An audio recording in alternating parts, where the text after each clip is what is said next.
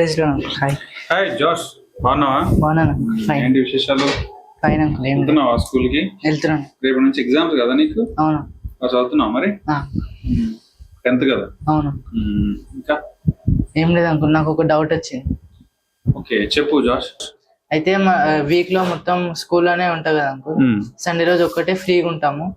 అయితే బయటికి వెళ్ళి కొంచెం ఆడుకొని కొంచెం రెస్ట్ తీసుకొని కొంచెం ఇట్లా ఎంజాయ్ చేస్తాం, ఇంట్లో ఉండొచ్చు అని అనుకుంటాం. అయితే డాడీ చర్చికి వెళ్ళాలంటాడు, పొద్దుగానే లేపుతాడు అంకుల్. అసలు చర్చికి ఎందుకు వెళ్ళాలి మనం? ఇప్పుడు యూట్యూబ్స్ లో కూడా లైవ్ వస్తున్నాయి కదా, లైవ్ వినొచ్చు కదా, మనం చర్చికి ఎందుకు వెళ్ళాలి? చర్చ్ ప్రత్యేకంగా ఎందుకు వెళ్ళాలి? యా, ఈ రోజుల్లో అంటే ప్రతి చోట మనం ఆన్లైన్ లో వీడియోస్ వచ్చేసినాయి, ఆన్లైన్ లో వీడియోస్ మనం చూస్తా ఉన్నాము. అయితే చర్చ్ కి ఎందుకు వెళ్ళాలి అనడానికి సమాధానం చర్చ్ లో జరిగే థింగ్స్, చర్చ్ లో జరిగే యాక్టివిటీసే మనకు సమాధానం చెప్తాయి. నువ్వు చెప్పు, సండే చర్చ్ కి వెళ్ళినప్పుడు ఏమేం చేస్తారు? చర్చ్ లో ఆరాధన జరుగుతుంది, బల్ల ఇస్తారు, వాక్యం చెప్తారు, ఆశీర్వాదం, ప్రత్యేకంగా ప్రేయర్ చేసుకోవచ్చు, పాస్టర్ తో ప్రేయర్ చేయించుకుంటాం. ఇంకా అంతే, ఇంకేమైనా చేస్తామా? అంతే. కొన్ని చోట్ల ఏం చేస్తారు అని అంటే సంఘం కోసం ప్రార్థన చేస్తారు.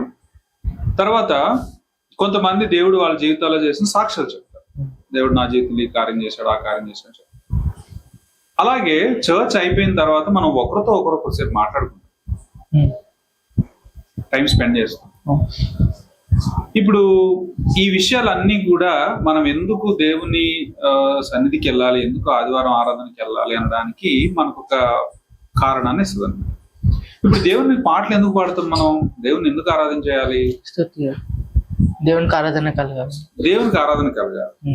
సో ఆయనకి ఆరాధన ఎందుకు అని అంటే ఆయన ఆరాధనకు యోగ్యుడు, ఆయన సృష్టి చేసినటువంటి వాడు, ఆయన సర్వశక్తిమంతుడైన దేవుడు, ఆయన ప్రేమ కలిగిన వాడు, ఆయన ఆది అంతం లేనటువంటి వాడు, ఆయన అంత ఉన్నతమైనటువంటి దేవుడు ఇంకొకరు లేరు.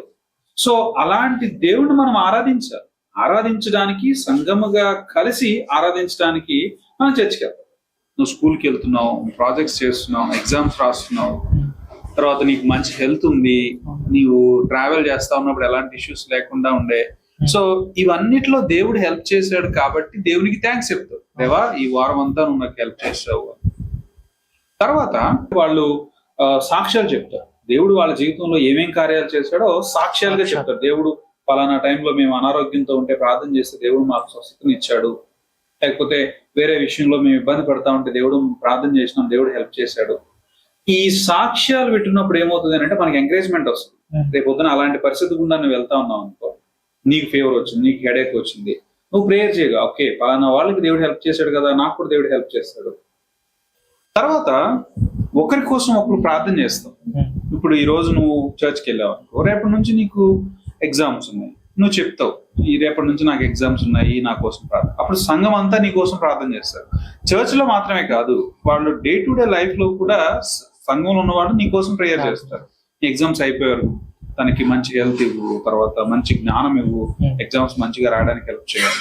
సో ఒకరి కోసం ఒకరు ప్రేయర్ చేసుకోవడం అనేది it's like A supporting each other, ఒకరినొకరు సపోర్ట్ చేసుకోవడం. ఓకేనా? అలాగే వాక్యం వింటాం, ఇది చాలా ఇంపార్టెంట్. బైబిల్ వాక్యాలు చాలా ఇంపార్టెంట్.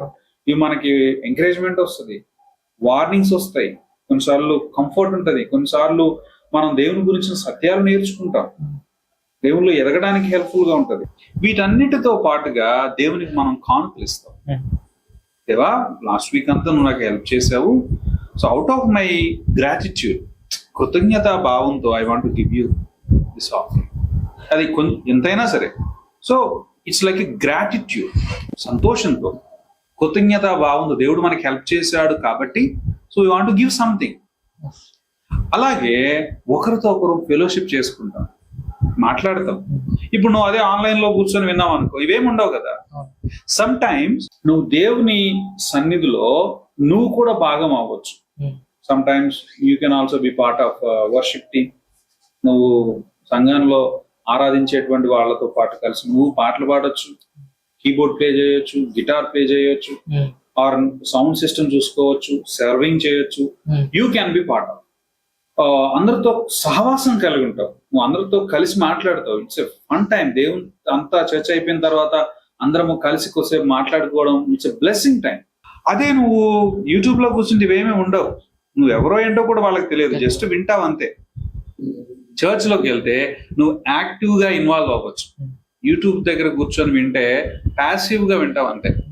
చర్చ్ లో యాక్టివ్ గా అన్ని ఏరియాస్ లో నువ్వు గ్రో అవడానికి హెల్ప్ఫుల్ ఉంటుంది. It's time of blessing. దేవుని సన్నిధిలో దేవుని సంఘంతో గడిపేటువంటి సమయం కాబట్టి ఇట్స్ బ్లెస్సింగ్ టైం. అందుకే మనం ఎవ్రీ సండే మానేయకుండా చర్చ్కి వెళ్ళాలి. అఫ్ కోర్స్ రెస్ట్ తీసుకోవాలని ఉంటుంది, గేమ్స్ ఆడుతుంది, but you have to give some time for the church. ఓకేనా? Good thing.